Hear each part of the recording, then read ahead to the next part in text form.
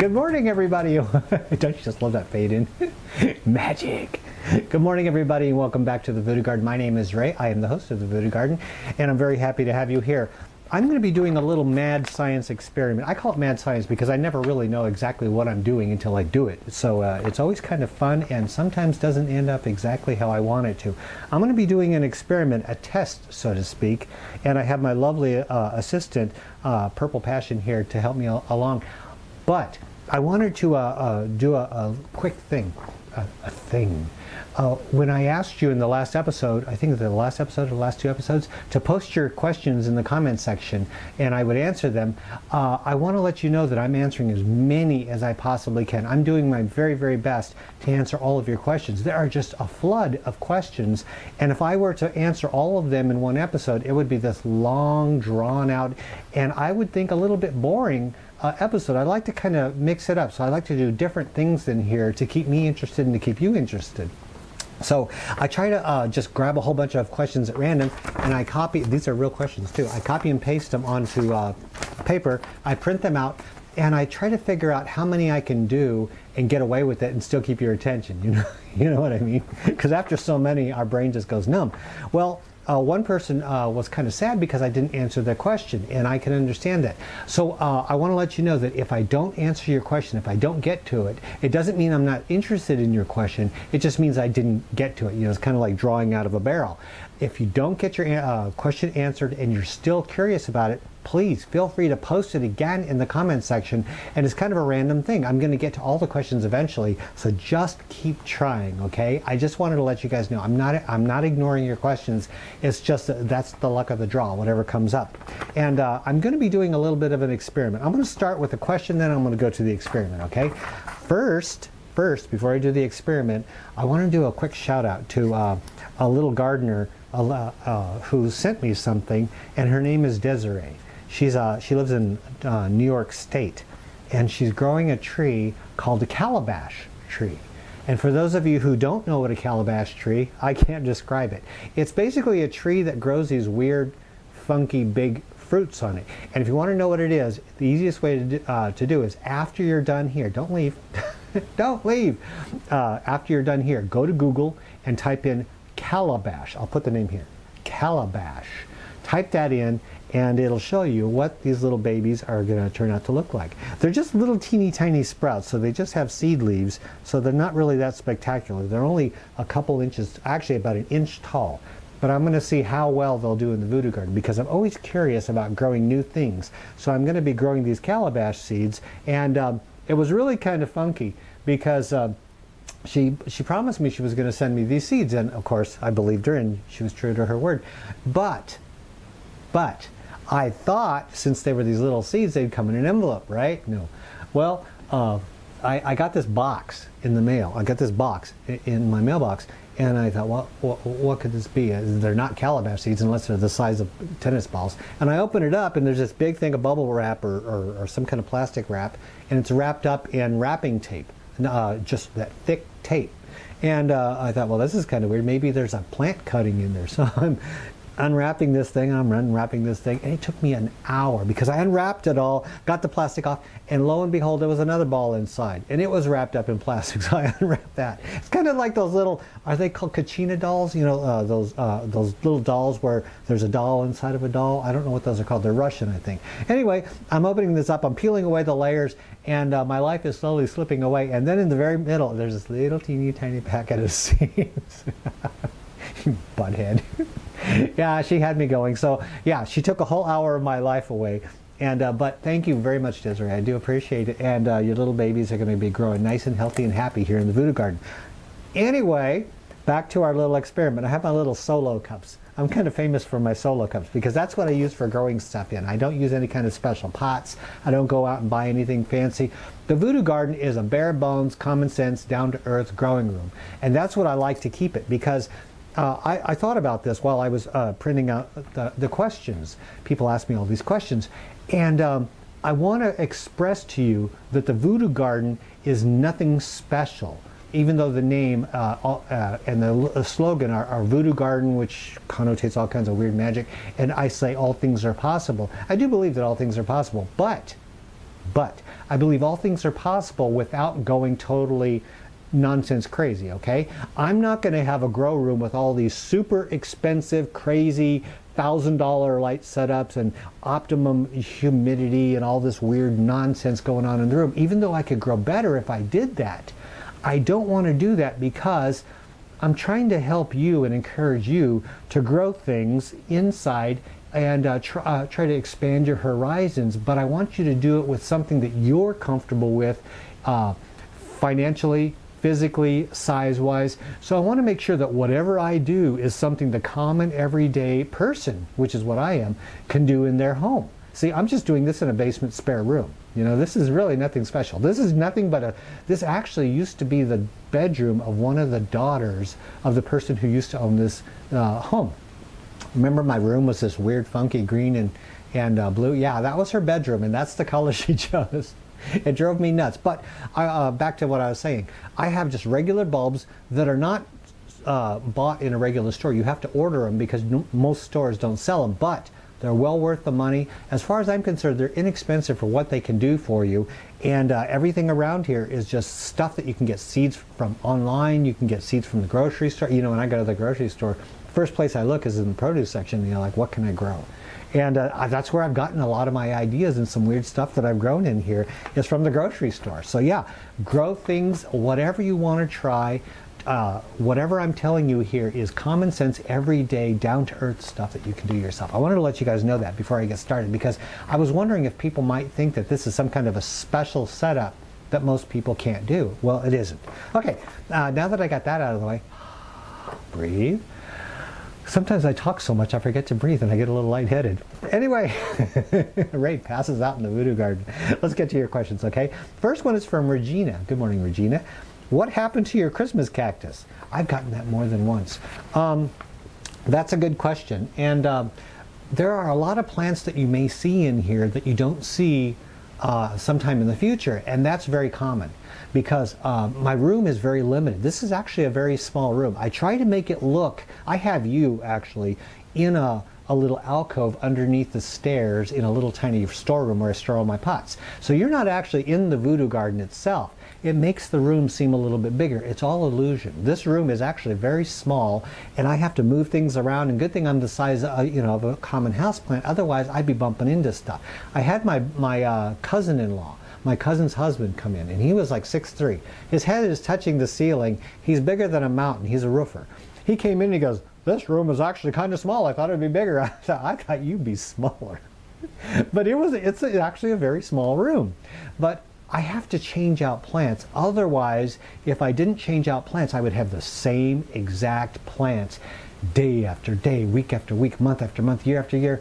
And let's face it, it would get kind of boring seeing the same exact plants for the rest of your life. I mean, why tune in? I mean, once I show you how to grow something to what I consider full size, we're pretty much done.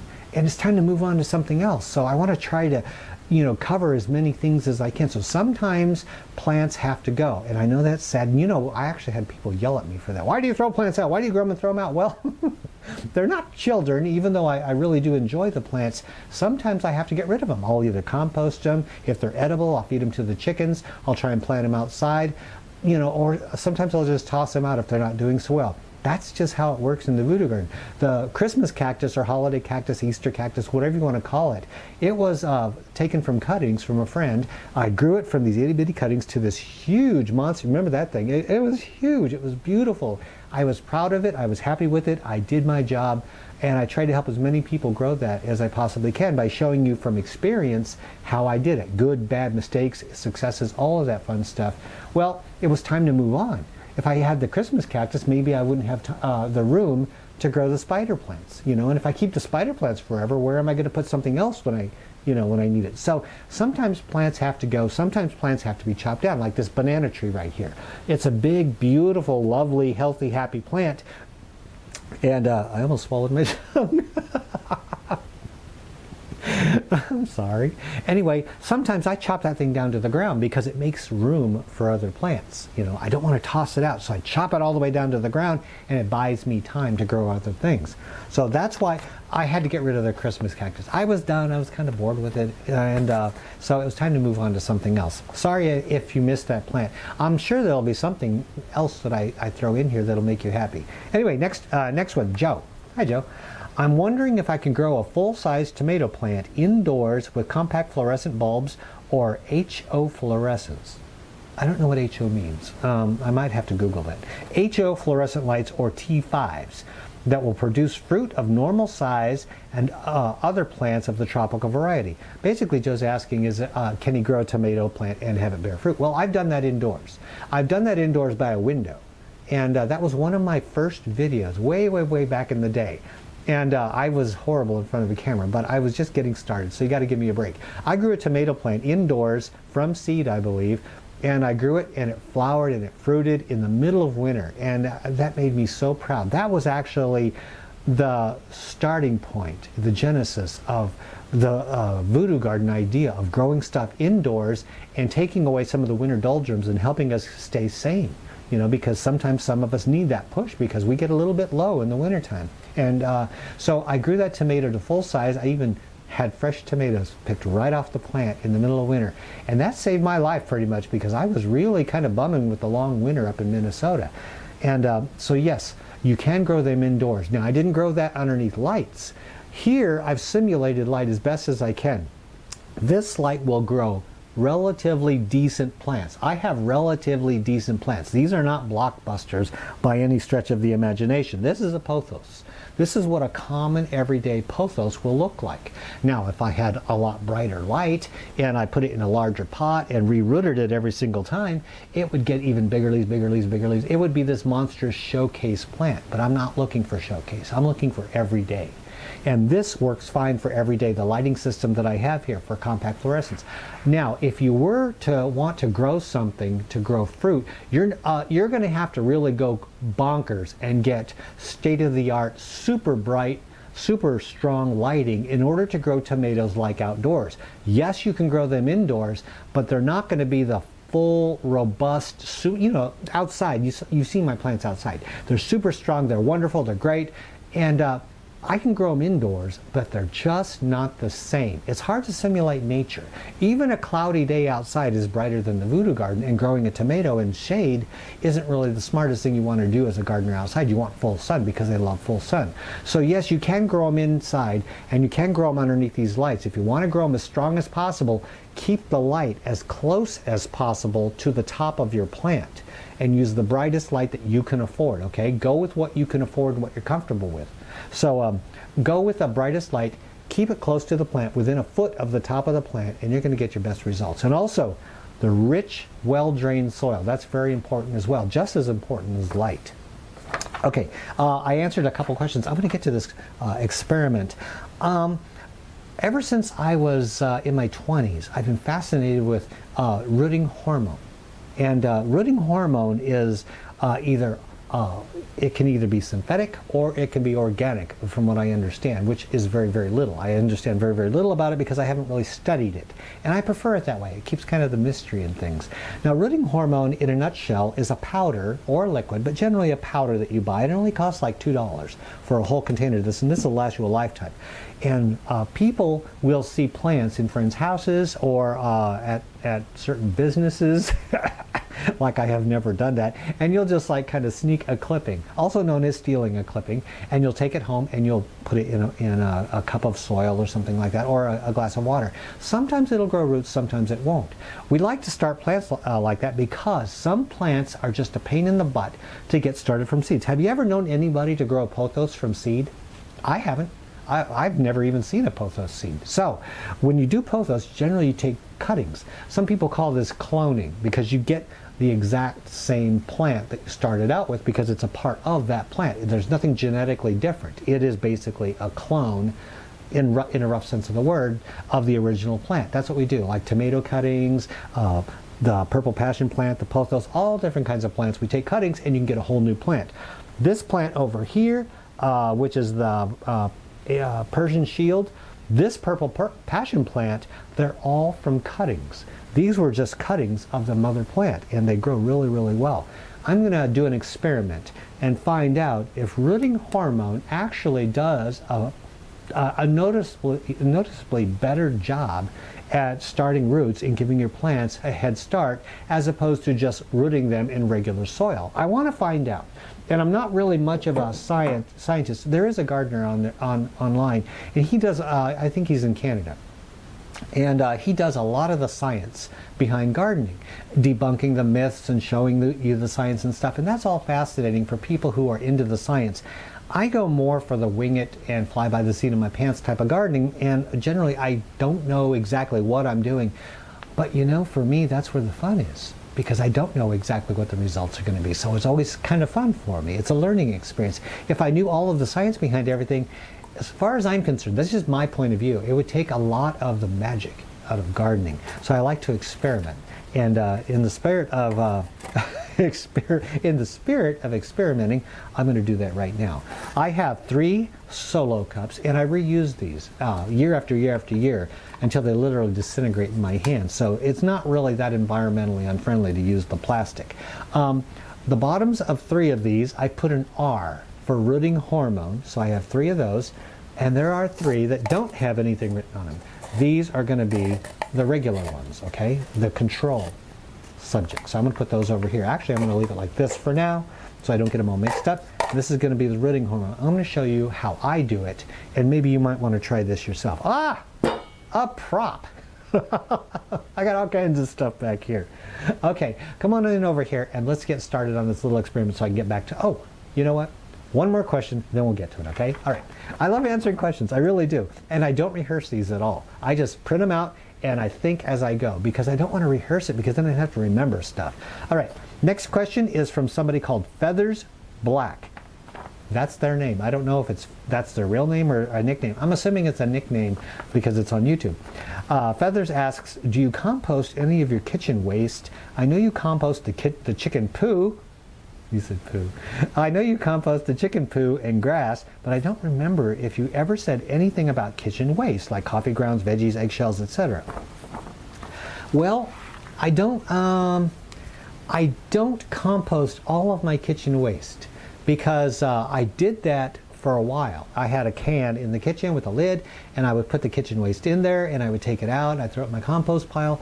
But there is a bonus, there's a plus, and there's a negative side to this. The plus side is I did coffee grounds one year, and I threw them in a trash can with a lid out in my shed, and I saved a ton of coffee grounds. Made me feel kind of bad about how much coffee I was drinking. In the spring, I took those coffee grounds and I dumped them in the compost pile outside, and I mixed it all in because I don't have a compost pile in the winter. See, there is the downside. In the winter, I don't do compost. I don't do it outside because it doesn't do anything. It's just going to blow all over the place with the winds, or I have to keep it covered, and with the hurricane force winds, I got to really put bricks down on a tarp. It's kind of a pain in the butt. Sometimes if I need it, I'll do it. Sometimes if I don't, I won't. I know this probably upsets some people that say, hey, you don't compost? Yeah, you know what? Get over it. Some of us do it. Sometimes some of us do it.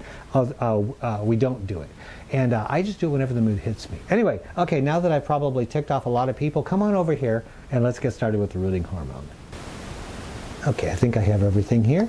We have our R on the bottom, and we have the one without anything on the bottom.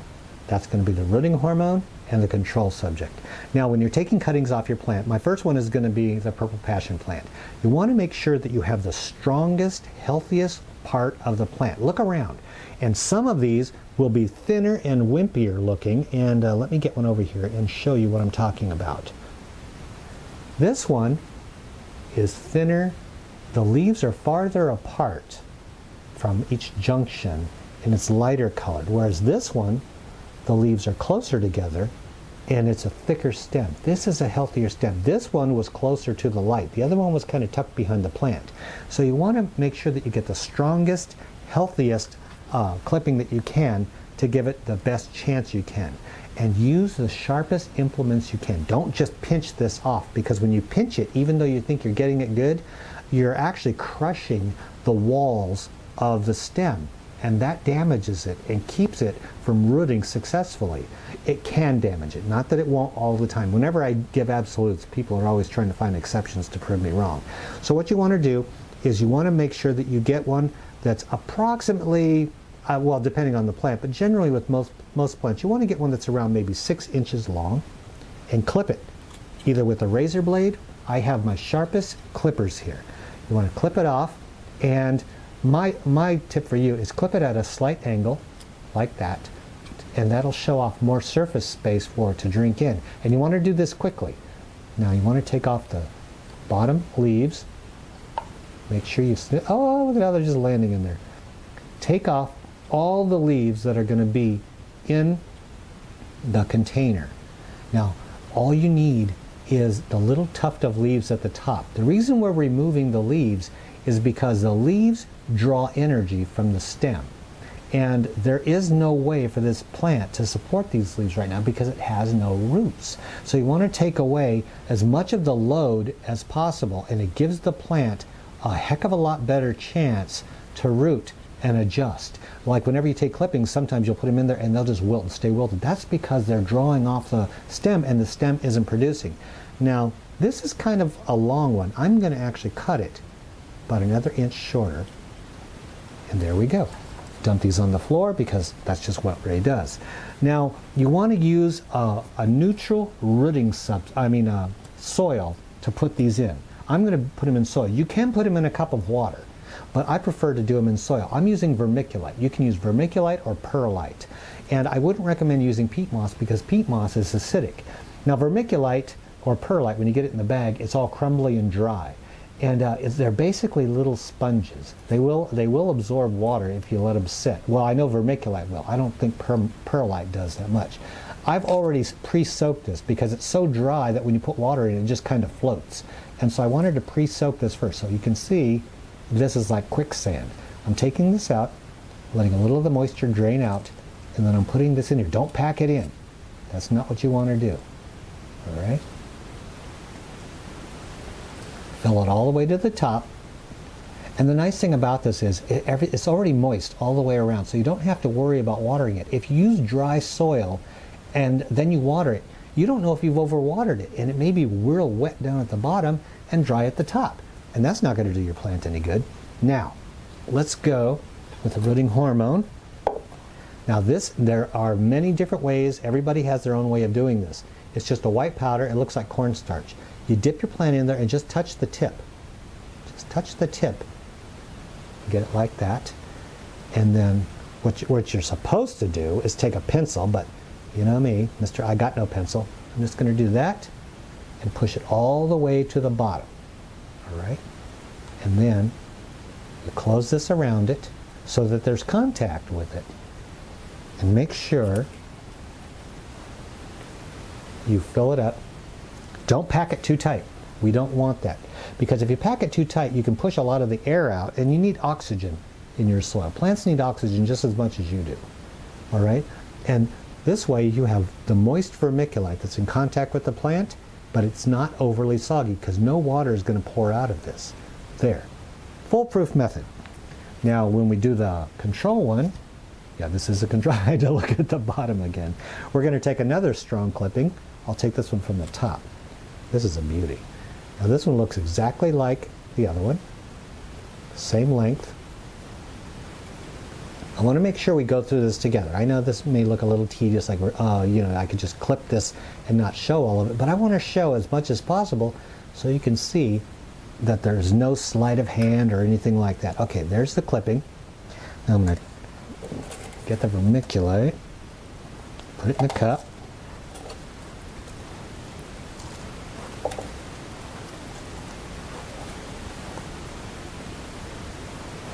Now this one is the control, so we don't have to worry about putting any kind of stuff on it. Push it all the way down to the bottom.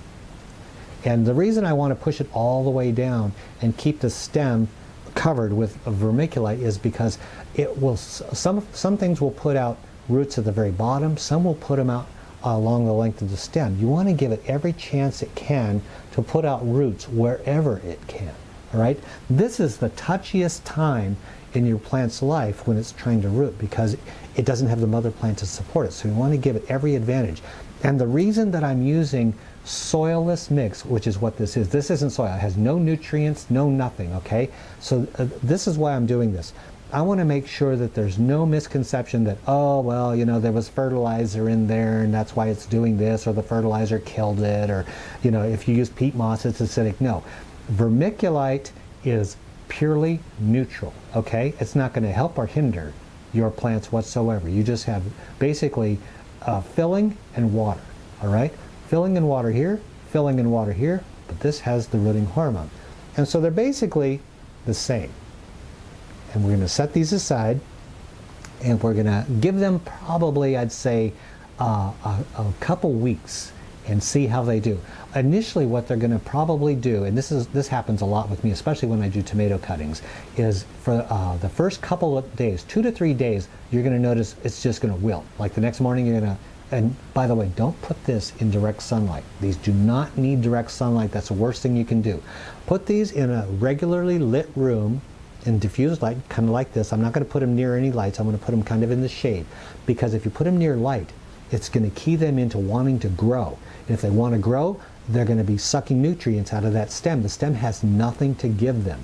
You want to give these leaves a reason to just hold on, wait your turn, let the stem develop roots so it can support you. It's basically, well, let's work together. The plant has to work together. So I'm going to set these aside, and within a day, probably 24 hours, this is going to wilt. All right, almost even flop over. That happens a lot with me. That's because it's getting nothing, but it's developing roots. It's putting all its energy into the roots, and it's taking energy away from everything else in the plant. And then what'll happen, if you're successful, the plant will start perking up after about 2 to 3 days, and that way you know it's okay. Don't go yanking it out and checking it out. That's a bozo no-no. Leave them alone. Give these things a chance. I'm going to come back after, I'd say a couple weeks, and I'm going to open these up and I'm going to see how the root system is, because I'll be curious, and 2 weeks is enough for them to get settled in just a little bit and start to get roots. I want to add to this experiment by including spider plant babies, because a couple folks had mentioned that they were having issues with their spider plants, and I want to continue with the spider plant explanation. I took 2 of the best cutting runners that I could, that were as close together as I could get them. I mean, nothing is perfect, but these were as similar as I could possibly find them. See, here is the little baby that comes off the spider plant on the runner, and these are the little roots. See the little roots there? This one has the same. Now the one on your left has a few more roots than the one on your right. I couldn't help that. That's just the way nature is. I can only do so much. So what I'm going to do is I'm going to take the one that has the most roots, and I'm going to put it in the cup that has nothing on the bottom. Oops, I just spilled water. And actually, that's probably a good thing. I'm going to put it in the one that doesn't have rooting hormone, and all I'm doing here is I'm pushing it in like this, just past the base of the plant, and then put this up there like that. That's all you have to do. Now this one, I want to show you because I want you to know. This is the one, whoops, spilled more water. This one has the little R on the bottom. I'm going to take that one and put a little bit of rooting hormone on this. These ones generally don't need any rooting hormone because, come on, they're built to put down roots. It's all powderized. It looks like a little powdered donut thing. I'm going to put this in there. Place it just past the base. Gently press it against there, and we are all done. Okay, that wraps it up for my experiment. I have 2 different plants, and I have them in the same type of medium, and one uses rooting hormone, one doesn't.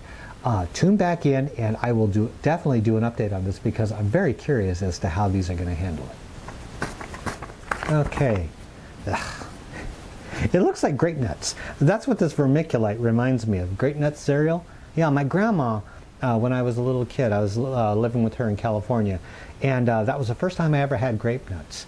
And as a kid, you know, when I was a kid, we had things like Fruit Loops and Captain Crunch and all this weird, nasty stuff that really wasn't good for you. And then I go to Grandma's house, and I live with Grandma for a little while, and Grandma pours me a bowl of grape nuts, and I thought, What is this? Is this a joke?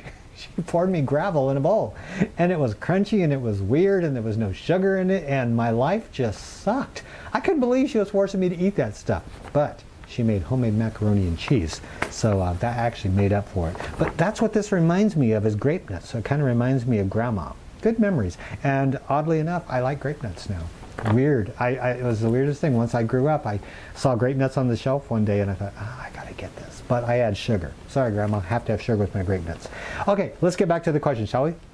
Let's see. Oh, Michael asks, hi Ray, I was looking into getting a blueberry plant and keeping it in a pot on the back porch of my apartment year round, but I'm a bit worried it wouldn't be able to handle the cold winters we have here in zone 6A. Do you know if blueberry plants are cold tolerant, and is it possible to grow them in pots outside year round? That's an easy one. I come from Minnesota, the land of blueberries. And I had blueberry plants growing wild on my 8 acres. That's when I lived in the 80 acres. There were blueberry plants growing wild all over the place. And the two girls that lived next door, they had this little piece of property that was 5 acres that was connected to my 80 acres. And the thing is that my blueberries were growing right next to their property. So they would come out and they'd pick the blueberries, and I didn't mind. I didn't mind at all because we shared a lot. And so they would pick a lot of blueberries. I would pick raspberries, and I would come over and pick blueberries with them, and we would share. And we also had choke cherry trees, and we would make jam together. That was actually kind of cool. We'd all get together and we'd make jam in the fall and share what we made. That was really kind of fun. But back to the blueberries. I learned about blueberries up north. Blueberries are incredibly cold tolerant. You're in 6A. I'm surprised they even grow down there because they're usually a cooler weather plant. And in Minnesota, I believe I was in zone 3B or 4A, which is a lot colder zone than you have, and they grew fantastic out there. They would sell them at nurseries in pots, and the ones that they didn't sell, they would just leave them there over the winter, and the next spring they'd sell them again, because they were still there and they'd survive in the pots. So the fact that the nurseries had blueberry plants that survived in pots over the winter makes me think that they're not going to be a problem. They're used to being frozen. And you're in zone 6A, your winters are nothing. It's a cakewalk compared to Minnesota. So I'm going to say yes, they're going to be very easy to keep over the winter. I wish I had blueberries here, but I just don't have the acidic soil, and I don't want to have to mess with it. Plus, with all the birds I have, I wouldn't get a single blueberry. I'd have to cover them up and cage them up and put all kinds of stuff over them, and I really don't want to have to put a fortress around my plants just so I can get a few berries. So no, I'm not going to grow them. But yeah, you, Michael, you can definitely grow them in your area on your porch in a pot. No problem. I guarantee that. All right. But make sure they have acidic soil. Otherwise, you won't have any blueberries at all. Okay, next one, Heather. Hi, Heather. She has one question. I was wondering if you notice a time that your indoor plants go through a dormant phase each year, even if you provide environment that doesn't change temperature and the light duration stays the same year round. If so, do all of the different plants seem to have a downtime together, or does it vary depending on the species? That's an odd thing. And yeah, I have experienced that. My plants will grow and they're doing fine. And then all of a sudden, and I'm talking indoor, okay, not outdoor. Indoor, they're growing, then they just stop. And I don't know why.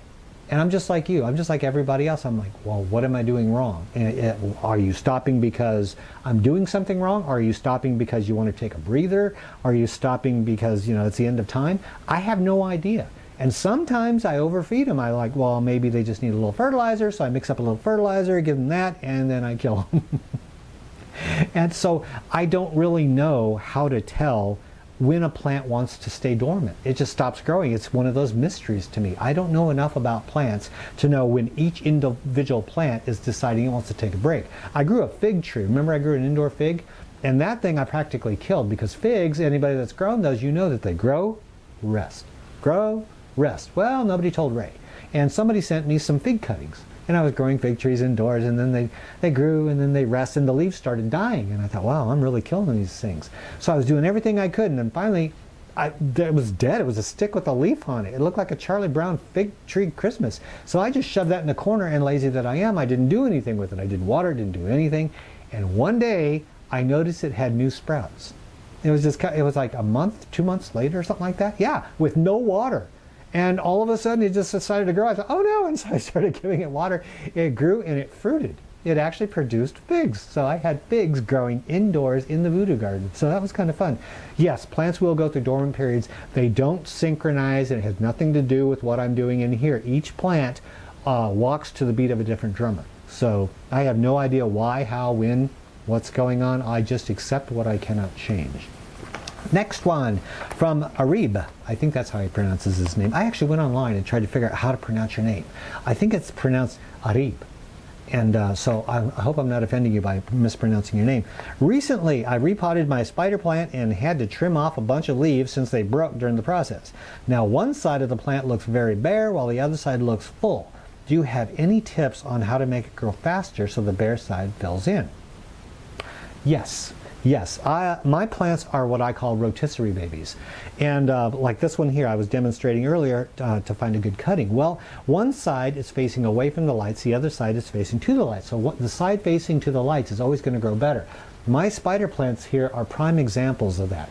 The side that faces out is always the best side because it gets all the light.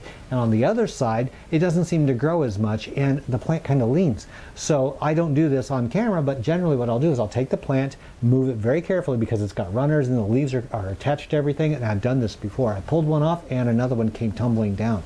Be very careful if you have them like mine. Take them, turn them 180 degrees to the exact opposite way, put them back on the shelf, and have this area focus towards the light, and it will fill out better and it will grow more towards the light. The part that's full will still maintain its size, but it won't grow as much, so this will help even it out. That's how I even out my plants. Very simple question. I like that. I love simple questions. All right, next one is from Christy. Oh, that's the same name as my little sister. Christy asks, I planted some pineapple tops for my first project from your Praxis channel.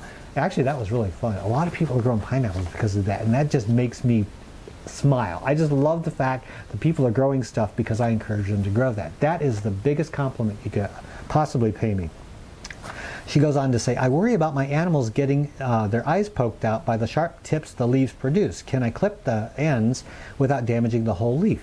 Yes.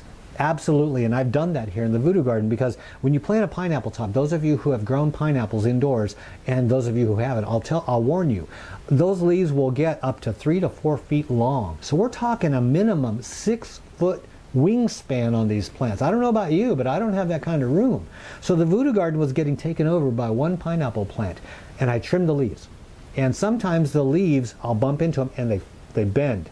And once they bend, they generally won't unbend and just snap back together. They're just permanently bent. So what I do is I cut them from both sides and I keep it in a point. But you don't have to do that. You can cut them straight across. You can round them off. Whatever you want to do. It's not going to hurt the plant. The part that's cut is going to heal over with a little bit of a brown scab at the end. Not a worry at all. These plants are very resilient. Pineapple plants, I've cut them to where their leaves are only about a foot long. So you can cut them as short as you want, cut them any way you want, cut little smileys on the end, do whatever you want, Christy. Your plant is going to be just fine. And I already pre-read this next question. I had to plant 3 pineapple plants in one pot temporarily until I can get outside to transplant them. Will untangling their roots be a problem? No, it won't. And I have a video when I was copy and pasting your question down. I wanted to make sure I got the link and didn't think I had the link. So I already researched it. I got the link. It's in the description below this video. So you, Christy, yes you, and anybody else who's interested, click show more underneath this video and it'll have a link how to detangle your plants. And I have an actual demo on how to do that. So don't worry about them getting tangled up. When you go out in the spring, get a bucket of water or a big fat pot of water. Wide is very important, okay? And then soak it in there and jiggle it around, vibrate your hands, and that gets the soil off of there and it untangles the roots, and you'll be surprised. It's like magic. They go and they pull apart, then you can plant them separately. It works like a charm. It worked for me. I did it with plants in here. I don't remember the type of plants, but they're very, very colorful. Okay. We're almost done, folks. Have some patience here. Next one is from Wolfie. I like that name. Wolfie asks, have you ever grown a skeleton flower? Do you have any advice on growing it? Well, I didn't know what a skeleton flower, actually he or she said skeleton plant. I couldn't find skeleton plant anywhere. I Googled it, I looked around, couldn't find it. It kept showing this flower. And I thought, why is it showing me the flower? So I typed in skeleton flower. Skeleton flower, for those of you who are interested in strange and exotics, and you probably are because you're tuned into the Voodoo Garden, go online to Google after you're done with this program and type in skeleton flower. It is incredible. You know, nature, Mother Nature is just one crazy mad scientist, and she just never ceases to amaze me. Once I think I have everything figured out, I look at something else and it is just truly bizarre. Mother Nature is weird. She does things that we can't even imagine doing on our own. And there's this flower, I'll tell you in a nutshell, okay? There's this flower, there's this plant, it puts out this little daisy looking flower. It doesn't look very, spectacular at all, but it's a white flower. When the rain hits it, it dissolves the color and it turns totally transparent, like cellophane. It is amazing. It's crazy. It's weird. It's wonderful. And that's a skeleton flower because you can see through the flower. And then when it dries up, it's not skeleton anymore. That is really, truly bizarre. And by the way, I've never grown these. That's the first time I've ever had experience with it. And I was just stunned. I was reading up on that. I thought, you know what? Nature is beautiful. I just love it. But I'm sorry, I have no tips for you, Wolfie. But boy, you definitely entertained me for the day. So I want to thank you for that. Stephanie is the next one in line. What happened to those wood shaving eating grubs you had last year? I've been avoiding that question. People have asked me over the winter and summer, what happened? Remember last year in the Voodoo Garden, a fellow gardener sent me, he was from Texas, and he sent me these big honking grubs. They're bigger than any grubs I've ever seen. They're from what's called the rhinoceros beetle. Okay, and if you don't know what a rhinoceros beetle is, yeah, here we go to Google again. Type that in and look at a picture. Prepare yourself. You're going to fall off your chair. They are these big, huge, honking bugs. They're monstrous. They don't grow around here, but they grow down in Texas. And this guy was finding them in his garden, and I said, oh, I got to have these. And so I begged him. I said, could you please send me some of these grubs? I'll do a shout out for your name, and I'll raise them here in the Voodoo Garden if you'll do that for me. And he did that very happily. So I was very grateful to him for doing that. He sent them to me, and they eat wood. They eat decomposing wood. And so I put wood shavings into a container, and I raised them inside in the Voodoo Garden. Well, the problem with that was I have what's called hypoaspis mites. And these are predatory mites, and they're in my soil in a lot of my plants. Not so much anymore because I've changed a lot of my plants over, but they used to be. Now what these mites do is they eat the grubs, the babies of fungus gnats. Okay, the soft babies of fungus gnats. They munch them down. They live in the top inch of soil and they munch these fungus gnat babies like crazy. It's a wonderful thing. It's one way to keep fungus gnats out of your Voodoo Garden. Well, I didn't count on them finding Thanksgiving in a container. I put these wood shavings in there, and I don't know how the mites got in there. Probably they were in the container before because I didn't rinse out the container. Well, the mites procreated and procreated, and one day I noticed that my grubs were looking kind of, I don't know, peaked. And I got my magnifying glass out and I looked at it really close to make sure that, it was okay. And I saw millions of predatory mites swarming all over these poor grubs, and they were eating them alive. So my mites were, which you can't even see with the naked eye, barely. You can barely see them if you have good eyesight. They're like the size of a piece of pepper. Millions of them were swarming over these huge grubs that looked like something off Dune. Remember that movie Dune? Yeah, those sandworms. They were swarming on these big grubs, and they were just literally eating them alive, the poor things. So what I did was I rinsed them off really good. I took them outside. It was early spring. It was still pretty cold, so I dug as much as I could underneath some wood bark next to the chicken coop, and I buried them in there to try to give them a chance to survive. And later on in the spring, I looked underneath there. I didn't see their dead bodies, so I'm assuming they lived, and I haven't seen them since. So hopefully they're out there procreating. It would be kind of nice if I had rhinoceros beetles growing here in Iowa, but no. That's the story of the rhinoceros beetles. I almost killed those poor things. Anyway, next one. 2 more questions and then we're done, okay? Next one is from Brenda. I have a perfect room for a Voodoo Garden with huge windows. It's a sunroom. You know what? I would love to have a sunroom. That would be the perfect Voodoo Garden. And you know what? If I ever get rich, if somebody ever leaves me in their will and leaves me a ton of money, I am going to build me a sunroom, a solarium, basically a room made out of glass that you can go in and you can grow stuff. That would be, if I win the lottery, that would be my idea of heaven. I love the Voodoo Garden, I really do. But you know, I have to pay for to run the lights. I have to buy all this stuff for the Voodoo Garden. I have to really work at it. But you know what? If I had a solarium, which is like a greenhouse that I would heat from the inside, I could grow plants, and it would be tall. It would be tall. I would be growing all these different. Okay, I'm sorry. I'm going off on a tangent. It just seems like it would be so much fun for me. Anyway, she has a sunroom, Lucky. But it's also my cat house. My kitties are really spoiled, and it's the room they relax in on their way to their outdoor catio. Catio, that's cute. A big 9x12 outdoor playhouse. I wonder what plants are safe and will cause no harm to my babies. Well, Brenda, there are a lot of plants that won't cause harm to your babies. I don't know enough about cats to give you definitive advice on what won't cause harm. Now, here's the kicker. All right, this is the problem. The plants that won't cause harm, you're going to want to put in there, of course. But I know cats. I used to have cats. Many years I had many cats. You don't know that about me. A lot of people don't know that because I have Little Rascal. I don't talk about cats that much. Yeah, I used to have cats when I lived in the city in an apartment, mainly in Seattle. And I had plants. Okay, I got to tell you a short story because this is going to make you sad. And then it's going to make you laugh. It did that to me. I had a cat and I had 2 dogs, and I left them in the house when I went to work because actually my roommate, my cousin, had a cat. I had a dog, Mike had a dog. So, and they were puppies. And the puppies liked to chase the cat. The cat liked to chase anything. And I had plants on a sunny side of my apartment. And we also had a Christmas tree. Well, it was just really hard to keep the cat away from the plants and keep the dogs away from the cat, and everything was just crazy. One day I came home and it was like Armageddon happened in my house and left a calling card. I walked in and it was awful. I'm going to try and describe this in words really quick. I came in and all of my plants, every single plant was ripped, which means the cat ripped and ate my plants because the dogs had no interest in the plants. They would just go over there and sniff, and they would pee on the floor, but they wouldn't touch the plants. The cat was always going after the plants, so I knew the cat ate my plants.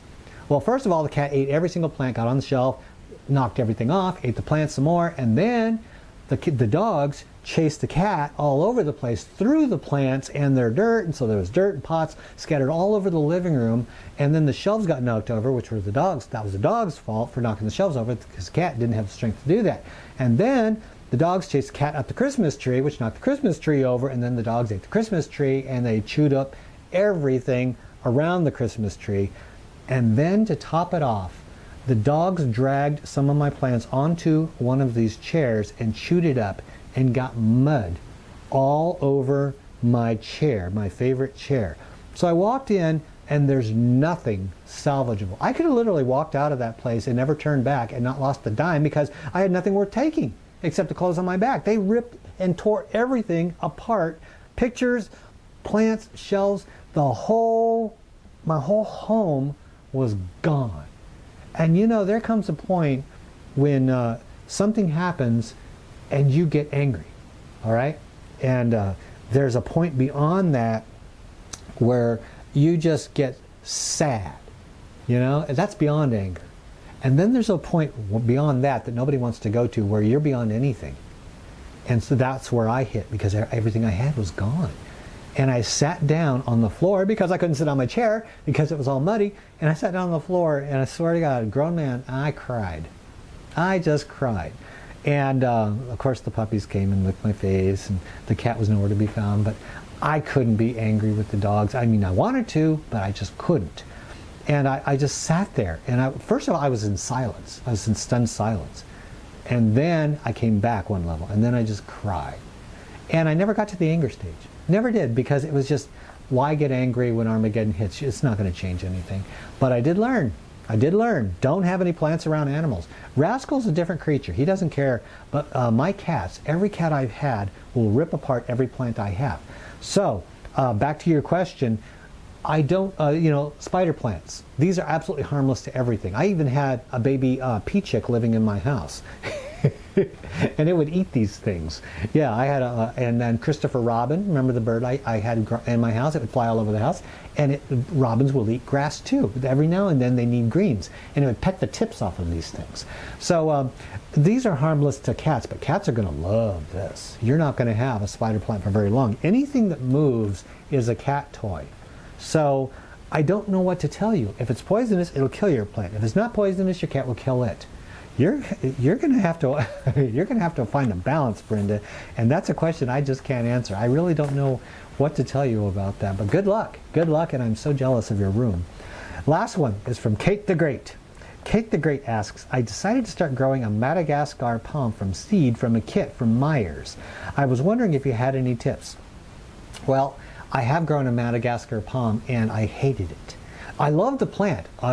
Those of you who don't know what it is, a Madagascar palm isn't really a palm, but it looks like a palm. It looks like a palm, and like a palm tree, and a cactus had a baby, and a really ugly baby, because it'll grow. It's a succulent, and it grows in really crappy soil. It grows really well in there, and it has a fat trunk that grows up like a big prickly cucumber, and real big spines. You don't want to touch this thing or it will get back at you. And then at the top of it, it has these splay of leaves like a palm, you know, like in California or Florida. It has these, and you're like, oh, that's so pretty. And then you touch it and you're like, ah, crap. And then you look at the top, oh, it's so pretty. Yeah, it just kept messing with me. And so finally I threw mine away. But they will put out flowers that have a beautiful smell on the top. I did not know that. But my tip for that is let the soil get bone dry. Do not use super rich soil. It will rot those roots. I found that out the hard way. It was rotting my roots on my plant, so I had to take it out. That's where I really started to hate it, because I had to take it out of the pot. How do you take it out of the pot without touching it? I had no gloves. Yeah, so here I am, ow, ow, ow, ow, ow, ow, trying to transplant this stupid thing. And I finally got it to grow. I put it in crappier soil. I added more sand, and I think I added perlite to some shredded bark. But I didn't use regular potting mix, because most potting mix has peat moss. That's a no-no when it comes to Madagascar palms. They do not like acidic soil. They like more alkaline soil. So you can't use peat moss with those. But put them in a sunny window, let them get bone dry, give them a good solid drink, because that's how succulents grow. They get bone dry, leave them bone dry for a while. They can live for months without water. Then flood them a little bit, let the water run through, and then let them go bone dry. Simulate the environment that they grow in. That's how they grow. They get bone dry, and that's how they get more air to the roots, and that's how they survive, like a cactus. That's my best tips for you on the Madagascar palm. And with that, it wraps up the Q&A on the Voodoo Garden. I hope you guys got some good information from that. I hope you enjoyed the transplanting of the plants. I'm getting a little lightheaded because I didn't eat today. I had my coffee and I ran downstairs and I decided to film before I did anything today, before I fed the animals, before I ate and took care of myself. So I'm going to have to get upstairs and eat something before I pass out, because I'm getting a little bit dizzy. So thank you everybody for joining me for this question and answer session on the Voodoo Garden. Remember, if you have any questions concerning anything having to do with your indoor plants or anything growing in here, feel free to post your comments in the comment section below, and I will answer your questions live on the air. Yeah, I yelled it out. Live on the air on another episode in the Voodoo Garden. And remember, if I didn't answer your question, that doesn't mean that I don't want to answer your question. That just means I didn't get to it. So if you have a question that you posted before and you didn't get it answered, post it again. Be persistent, and I will definitely get back to your questions. Thank you everybody for joining me in the Voodoo Garden. Until 2 weeks from now, this is Ray and his little experimental plants. We are out of here. Okay, you, and you. Grape nuts. Grape nuts.